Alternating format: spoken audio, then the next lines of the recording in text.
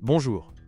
La carrosserie est le point fort du BMW X6 de première génération. La corrosion n'est pas un problème et il n'y a pas d'autres défauts dans cette catégorie. Il se passe un peu plus à l'intérieur. Il faut tenir compte des selleries usées, notamment sur le siège conducteur, et d'un certain nombre de problèmes avec l'électronique, y compris le système électrique. Qu'est-ce qui ne va pas? Par exemple un système multimédia ou de navigation, mais aussi le contrôle de la climatisation. Le X6 aime afficher des messages d'erreur qui n'ont aucun fondement dans la réalité. Ils surviennent souvent en conjonction avec une batterie déchargée, d'autant plus que la consommation électrique de ce modèle n'est pas faible. Pas de commentaires majeurs. Les pannes répétées de la BMW X6 E71 concernent principalement la suspension pneumatique, les soufflets lâches. De plus, les blocs silencieux des triangles se cassent et semblent desserrés, et les freins ont une faible durabilité. Certains considèrent le véhicule comme exceptionnellement précis, d'autres comme carrément nerveux dans ses réactions. Mais tout le monde s'accorde à dire que les ressorts du véhicule sont plutôt durs, et qu'un tel comportement sur la route n'est pas le résultat d'une panne. Cette voiture utilisait des moteurs 6 et 8 cylindres. Dans la première catégorie, nous avons les unités N54B30 et N55B30, et dans la seconde, N63B44 et S63B44. Commençons par le moteur N55, car c'est le seul moteur essence de cette voiture, qui laisse espérer un fonctionnement relativement sans problème. Disons-le franchement, le N55 reste dans la moyenne. Les pannes de la pompe à eau ou de la pompe à carburant haute pression ne sont pas inhabituelles, tout comme les pannes des composants du système d'allumage. Des fuites se produisent. Ce moteur a été installé dans le X6 d'avril 2010 jusqu'à la fin de la production de cette génération, c'est-à-dire jusqu'à la MI 2014. Ne le confondez pas avec l'ancien N54, car les deux ont la même capacité et puissance de 306 chevaux. Il est difficile de décrire d'autres moteurs essence sans utiliser des mots communément considérés comme vulgaires. Le problème le plus grave concerne les injecteurs, qui peuvent verser du carburant à une vitesse folle. Nous avons également des dommages au segment de piston, à la consommation d'huile, au grippage, etc. Le pire choix est le moteur NC3B44, un V8 de 4,4 litres, développant 408 chevaux. Cette unité est si terrible qu'elle contient même un article à ce sujet.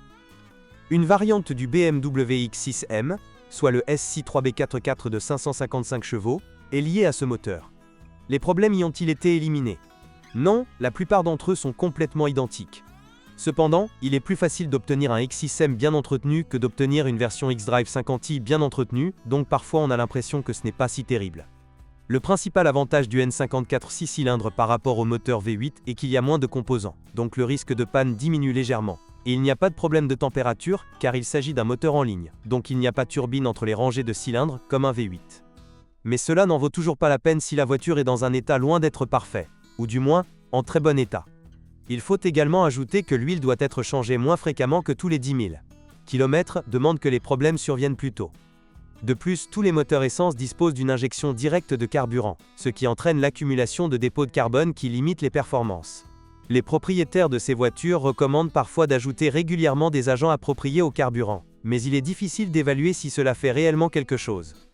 À titre de curiosité et d'avertissement, il convient de mentionner que lors du lifting, le moteur V8 a reçu un capot noir au lieu de celui argenté utilisé auparavant. Alors que sur certains modèles, comme la série 7 de F01, cela signifie utiliser une version considérablement améliorée du NC3B44TU, cette note ne s'applique pas au X6 E71. Après le lifting, la puissance n'a pas augmenté, et le système valvétronique n'est pas apparu, dont la présence est le moyen le plus simple de reconnaître la variante TU. Il s'agit toujours de l'ancienne variante N63B44BO0- évitez-la comme la peste. Le premier X6 n'offrait que des moteurs 6 cylindres en ligne de 3 litres, mais contrairement, par exemple, à la série 7 F01, le X6 était initialement équipé de l'ancien et très populaire moteur M57. Il était disponible dans les versions xDrive 30 jours de 235 HP et xDrive 35 jours de 286 HP. Tous deux utilisaient une version tardive et améliorée marquée M57D30 TU2. Il est un peu difficile de parler ici de défauts typiques, car ces voitures sont souvent très usées, et beaucoup de choses peuvent tout simplement tomber en panne, mais les éléments les plus risqués incluent débitmètre, thermostat et refroidisseur EGR. De nombreux utilisateurs ont des problèmes avec les dépôts de carbone qui s'accumulent dans ces moteurs. Le X6 bien entretenu avec le moteur M57 est l'une des rares versions qui peut vraiment mériter l'attention. Le nouveau moteur N57 n'est pas mauvais par rapport aux autres produits BMW, il est même assez correct, mais il n'est pas aussi solide que le M57. Différentes versions de puissance étaient proposées, de 245 chevaux, avec un turbocompresseur, xDrive 30D, N57D30OL, en passant par un biturbo de 306 chevaux, xDrive 40D, N57D30TOP, jusqu'à une unité de 381 chevaux, avec 3 turbines, X6M50D, N57S. Le N57 dispose d'un système de distribution situé côté boîte de vitesse, mais heureusement sa durabilité est satisfaisante. Vous devez faire attention à l'état du système de refroidissement et de la vanne EGR. BMW a eu de sérieux problèmes avec cette dernière, entraînant souvent des incendies de voitures, ce n'est donc pas un problème. Les versions de 245 et 286 chevaux seront moins chères et plus faciles à utiliser. Il existe des opinions selon lesquelles la variante biturbo est plus fiable. Il y a une certaine logique à cela, car théoriquement, elle est moins souvent torturée avant de s'échauffer en raison de meilleures performances. La variante hybride du XC6 de première génération est la seule à avoir reçu une désignation d'usine distincte, E72. Malheureusement, cela ne l'empêche pas d'être qualifié d'invention de secours, pour la simple raison que le moteur NC3B44 a également été installé ici. Oui, la puissance du système de 485 chevaux est quelque chose, mais nous avons également une augmentation du poids à vide de plus de 250 kg par rapport à la variante xDrive 50i, donc les performances de l'hybride sont encore pires. Oh! Les batteries ne sont pas un modèle de durabilité et sont chères, nous parlons bien de montants à 5 chiffres. Les transmissions automatiques sont l'un des plus grands avantages de la BMW X6, E71, E72. Ce sont des modèles ZF, et à condition qu'ils soient correctement entretenus, ils ne posent aucun problème. Il existe des boîtes de vitesse à 6 et 8 vitesses. Les premiers ont été utilisés jusqu'au début de 2010 dans les versions régulières et pendant toute la période de production du modèle X6M, tandis que les seconds moins à partir de 2010 et pendant toute la période de production de la version Active Hybrid, c'est-à-dire à partir de 2009. La situation avec le reste de la transmission est pire. Il est vrai que le système xDrive est assez efficace pour transmettre la puissance aux roues, mais avant tout, plus de 120 000 les voitures avaient un arbre de transmission avant défectueux. Un rappel a été annoncé pour les voitures fabriquées en 2010 à 2013, et deuxièmement, xDrive est TRS sensible à l'état des pneus. Seuls des pneus de dimension recommandée par le fabricant peuvent être utilisés. Il doit être porté uniformément sur les deux essieux.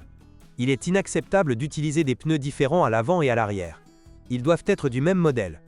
Vous devez surveiller votre tension artérielle. Si des erreurs surviennent, la boîte de transfert peut se briser. Il convient d'ajouter ici que, contrairement au modèle X5, E70, correspondant, le BMW X6 était équipé en standard du système Dynamic Performance Control, c'est-à-dire un essieu arrière avec un système de vecteur de couple. Ces défauts ne sont pas courants, les sources n'en disent rien. C'est aussi un très gros avantage du X6, car beaucoup pensent que le DPC améliore radicalement le comportement routier de la voiture par rapport au X5. Bien sûr, je veux dire un choix raisonnable de version de moteur. Si vous achetez la variante xDrive 50i, vous pouvez nous envoyer vos aventures de conduite. Une bonne comédie dramatique est toujours de mise. Les utilisateurs de l'ancien moteur diesel 3.0 conduisent et apprécient simplement moins à la fois le comportement de la voiture sur la route et le fait que les autres conducteurs ont des spasmes à la vue du X6, disant que « c'est tellement moche ». Et si vous connaissez des défauts courants, vos commentaires seraient appréciés. Bonjour les amis. Vous cherchez une voiture d'occasion? Vous devez prêter attention au site web carm.pro. Carm.pro est grand catalogue de voitures, moteurs, boîtes de vitesse. Et le meilleur, c'est que vous pouvez trouver des informations sur les pannes de n'importe quelle pièce. Complètement gratuit. Allez sur le site web carm.pro et découvrez tous les éventuels points faibles des voitures d'occasion.